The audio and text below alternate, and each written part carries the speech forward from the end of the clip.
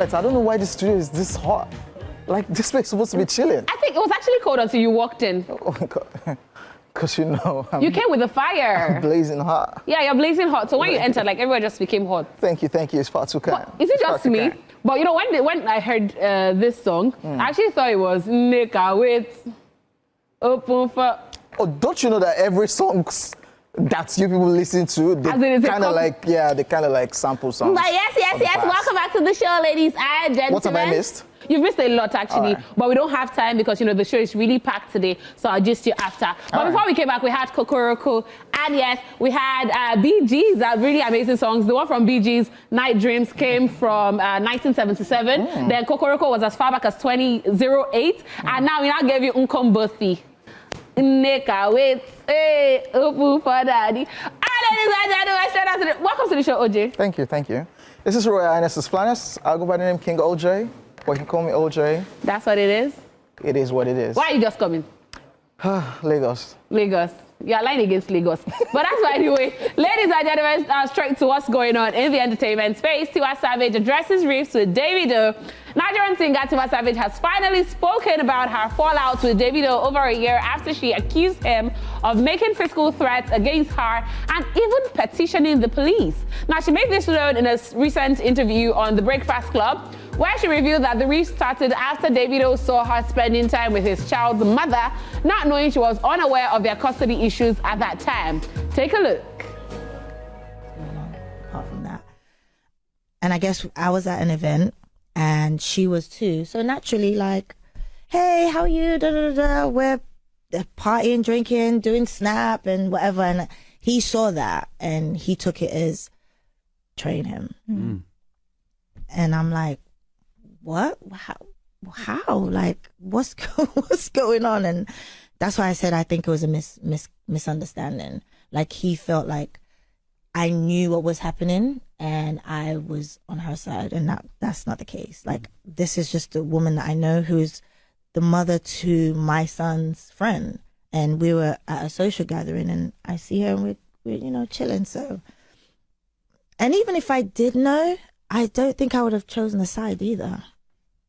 Like, I don't think I'm going to be like, oh, because you guys are having issues, I'm going to be on David's side or I'm going to be on Sophia's side, because our kids are friends. That's right. And it's not my business to take sides. I don't know what's going on apart from that. All right, I was at an event. Even me, I don't know what's going on. But then, as regards the petition against Davido, Tiwa also admitted that Davido's words scared her, which was why she reported the matter to the police, stressing that she was to be held responsible if anything happened to her. Let's take a look. Again, before I did that, though, I reached out to members of his family. I'm not going to say names, but people that are older than him. And I said, listen, I'm hearing threats. Can we solve this? And none of them came back to me. In fact, one of them was just like, do what you need to do. Again, before I did that, though, I reached out to members of his family. I'm not going to say names, but people that are older than him. And I said, listen, I'm hearing threats. Can we solve this? And none of them. All right, all of this is coming after Davido also admitted on The Breakfast Club interview that the issue was a misunderstanding and he would never ever do anything to hurt Tiwa Savage, who he considers a big sister. Now, although both stars are yet to meet since the rift, it now appears that all seems to be well between the stars. OJ. Yeah, this one directly concerns you. So shout out to Tiwa, by the way. Very matured answer, and you can tell that these two people are genuine friends. And of course, it was just a situation whereby, you know, when you are fighting with somebody, you expect the person to pick your side, and she wasn't in the know. So she hanging out with Sophia, Davido took it some type of way. So, but do you think they are really cool now? From the way Davido sounded, it was just a misunderstanding. From the way Tiwa is sounding, it was a misunderstanding that they just took out of proportion. It wasn't supposed to be.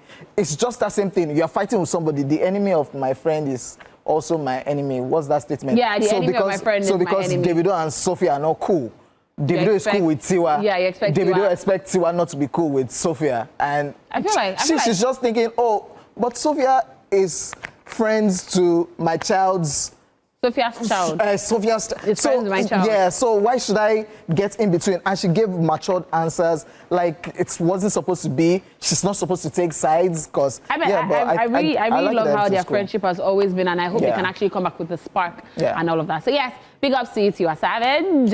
All right, on to the next entertainment news. Cardi B says Offset is eyeing her property. When rapper Cardi B confirmed that she was indeed pregnant for her boyfriend, Stefan Diggs, it generated uproar, and she's still married to rapper Offset. But in true Cardi B fashion, she's unbothered about the situation and brazenly explains why she refuses to be held hostage in the marriage. The rapper upped on Twitter Spaces to clear the air after fans kept pointing out that she's still married to Offset despite moving on with Stefan Diggs. She said, and I quote, "Yes, I'm having a baby with somebody else. Yes, that's live. It happens. And let me tell you something. I did things the correct way the first time. I fell in love. I got 2 rings on my finger, and I lasted 7 years that I didn't need to last with someone in." End quote. Cardi made it clear that the marriage has long been over in every sense, but legally, accusing Offset of dragging out the divorce process for financial gains, saying, and I quote, "So stop saying, but you're still married. No, I am legally separated. The only reason I'm still married is that he wants me to pay his taxes, even though I pay for mine. He wants me to also give him one of my properties, and I'm fighting against that," end quote. Cardi B, who filed for divorce in 2024, made it abundantly clear that she was not willing to put her life on hold over the lingering proceedings. "This isn't about love or anything like that, so I'm not going to stop living my life because I'm still married on contract. After all, someone wants to hold me hostage if I don't give them $1 million to get out of it," she said. The Bronx-born star also revealed the toll their troubled marriage took on her well-being during the marriage. "It's more than just cheating," she said. "That's the thing that y'all don't understand. Y'all don't know half of it all. Y'all don't know most of it. It's more than just cheating. It was a lot. I couldn't take it no more. I had to go to the hospital because I couldn't take it no more," end quote. Amidst the saga, Cardi B is currently focusing on promoting her recently released second album, Am I the Drama, which already went platinum thanks to the addition of WAP, a hit collaboration with Megan Thee Stallion. Offset, on the other hand, has been vocal about advising men against marriage. We are still holding back from finalizing their split. Okay, so I was on the Twitter space and I listened to it, and Cardi B said a lot. Cardi B said a whole lot. And I mean, honestly, it was an 8 minutes long space, and it was really crazy because I'm like, I need to hear from Offset.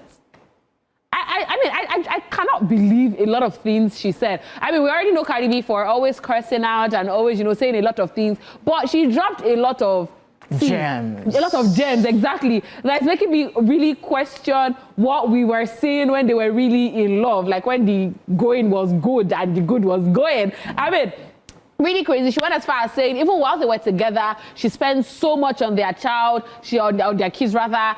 She pays for their nanny. She pays so $1 million on piano. Offset doesn't have money though. Exactly my point. That's why I'm confused.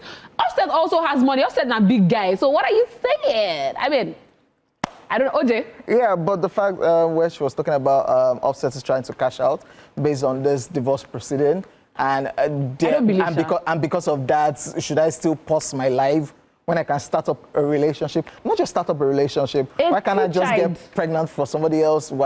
So y'all should just sit back, relax, and watch how all of this is going. All the best to Cardi B. Yeah. And I wish you all the best in your relationship with Stefan Diggs, whatever it is. When person just born for again. Leave that one. All right. I wish you all the best in your relationship and your life. OJ, you are talking like you're a saint in all of this. Wow. Shots fired. Person not born for you.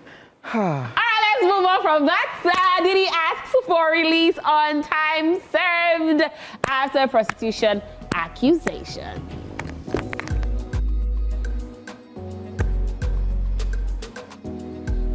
Embattled hip-hop mogul Sean Diddy Combs is asking a Manhattan judge to grant him time served when he's sentenced next month for violating the Mann Act, which prohibits the transportation of individuals across state lines for illicit sexual purposes. The 55-year-old music mogul has been held at Brooklyn's Metropolitan Detention Center since his September 2024 arrest. In a court filing, Combs' legal team argued he has already endured severe punishment. His lawyers wrote, in the past 2 years, Mr. Combs' career and reputation have been destroyed. He has served over a year in one of the most notorious jails in America, yet has made the most of that punishment. It is time for Mr. Combs to go home to his family so he can continue his treatment and try to make the most of the next chapter of his life. Diddy was acquitted in July of more serious charges, including racketeering and sex trafficking by force or coercion, sparing him a potential life sentence. However, he still faces up to 10 years in prison after being convicted on 2 federal counts under the Mann Act. The high-profile trial reviewed disturbing details about Combs' private life, including his history of violent abuse towards former partners, participation in drug-fueled group sex events, dubbed freak-offs, surveillance footage of Combs assaulting singer Cassie Ventura in 2016, and testimony from multiple women, including Cassie and a woman identified only as Jane, detailing coercion and physical abuse. Cassie Ventura's 2023 civil lawsuit triggered the federal investigation. She testified that Combs threatened to release explicit tapes to force her into repeated sex acts with escorts. Jane recounted a 2024 incident in which Combs allegedly beat her and forced her into a sexual encounter with a male escort. Despite the damning testimonies, the jury declined to convict Combs on trafficking or racketeering conspiracy charges. He is scheduled to appear in court on today, Thursday, September 26th, for a pre-sentencing hearing. Prosecutors are expected to file their sentencing recommendation the following week. His official sentencing date is set for October 3, 2025, and will be overseen by Judge Arun Subramanian, who presided over the trial. Carisha Brownie, popularly known by his stage name Young Miami, has written a character statement vouching for Sean Diddy Combs amid his sentencing that's coming up, pleading for a lesser sentence for Diddy. Young Miami, who dated the music mogul, wrote to the judge. She sang Diddy's praise and told of how he helped shape her professionally and personally. She stated that while she cannot speak on or defend anything that may have happened before she met Diddy, she can attest to the fact that for the 4 years she knew him, she saw a very different person than the one often portrayed. She said she truly believes Diddy belongs at home with his family and begged the judge to grant him freedom, saying, "Judge, that's a good man." Yeah, this is one of the few people that have openly come out to speak in favor of Diddy, because you know how the industry is, the entertainment industry, the cancel culture.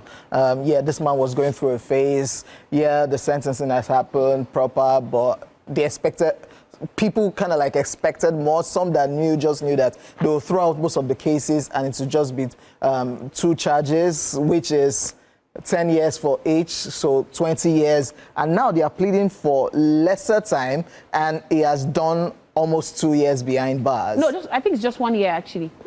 Behind September. bars. Yes, or September. If you, but if you look everything, it's possible they grant him lesser time. And for good behavior, the lawyers are still putting in sweet incentives like, you know what, just confine him to his house, confine him to this city. No. He would surrender his passports. If he wants properties, they can drop this, they can drop that, they can drop that. Which I feel will probably happen. Just watch. Yeah, it will happen, but is that right?